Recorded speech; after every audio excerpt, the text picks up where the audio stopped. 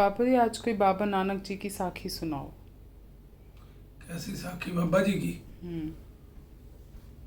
सतनाम श्री वाहिगुरु।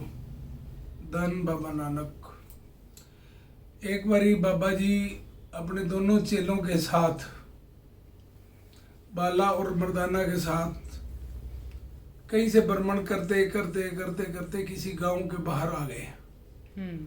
जब वो वहां रुके तो बाबा जी ने डेरा लगाया।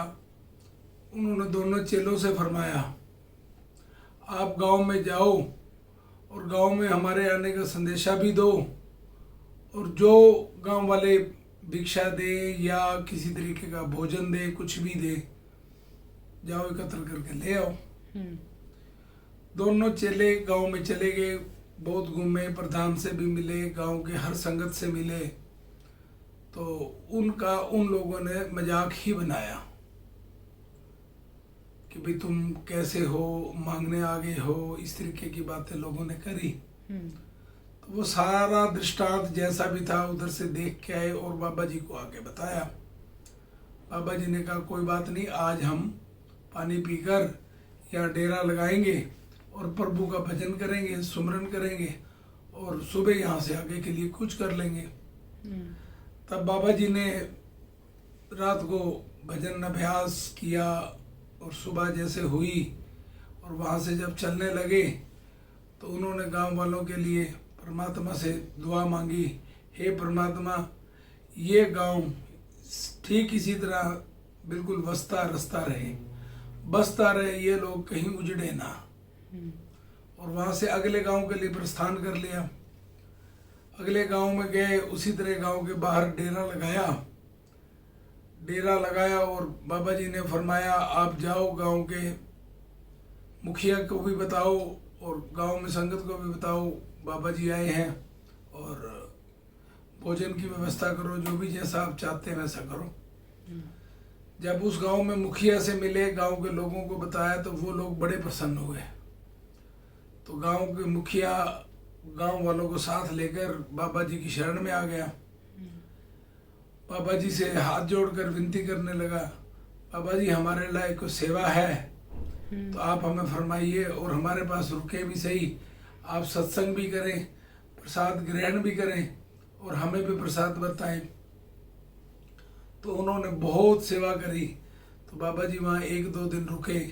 उन्होंने परमात्मा के बारे में अपने विचार भी रखे, लोगों को बहुत कुछ सिखाया भी, अच्छी अच्छी शिक्षा दी। परमात्मा का नाम जपना चाहिए, कीर्त करनी चाहिए, वंड के खाना चाहिए।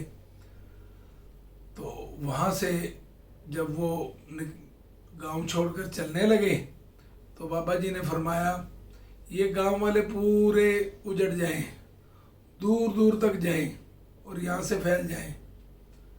तब वो उनके चेले बाला और मर्दाना उनसे क्वेश्चन करने लगे, बाबा जी जिस गांव ने आपको पानी भी नहीं पूछा, आपने तो उनको कहा भी आप बसते रहो, आप कहीं ना उजड़े और वहीं एक स्थान पर जमे रहें, और जिन लोगों ने इतनी सेवा की और उसके लिए आपने कहा यहाँ से उजड़ जाओ, दूर दूर तक जाओ, निकल जाओ यहाँ से। तो बाबा जी ने कहा, क्या गंदगी का ढेर कहीं पर फैलना अच्छा होता है? तो उन चेलों ने कहा नहीं, एक जगह पर ढेरी बना रहना ही अच्छा होता है। फिर बाबा जी ने पूछा, यदि कोई फूल खुशबूदार हो, क्या उनको ढेरी में एक जगह पड़ा रहना चाहिए? तब उनके चेलों ने कहा नहीं बाबा जी, वो तो दूर दूर तक फैल जाए तो अपनी सुगंधि का एहसास करवाएंगे। इसी तरह बाबा जी ने कहा कि जिस गांव में हम पहले रुके थे, उस तरह के लोग यदि कहीं दूर तक भी जाएंगे तो वो अपने जैसा आचरण सबको सिखाएंगे, तो उनका वहाँ रुके रहना ही अच्छा है। और दूसरा, जिस गांव में अब रुके हैं, जहाँ से अब हम जा रहे हैं, इस गांव के लोग बहुत अच्छे हैं, जिनने सेवा भी की, हमारे भाव भी सुने और उसको अपनाया भी सही। तो ऐसे लोग, सेवा करने वाले, शिष्टाचारवश सबको प्यार देने वाले, तो जितना दूर तक जाएंगे तो फूल की तरह वो अपने आप को महकाएंगे और लोगों को इससे बड़ी शिक्षा मिलेगी और लोग भी उसी तरीके का आचरण करेंगे।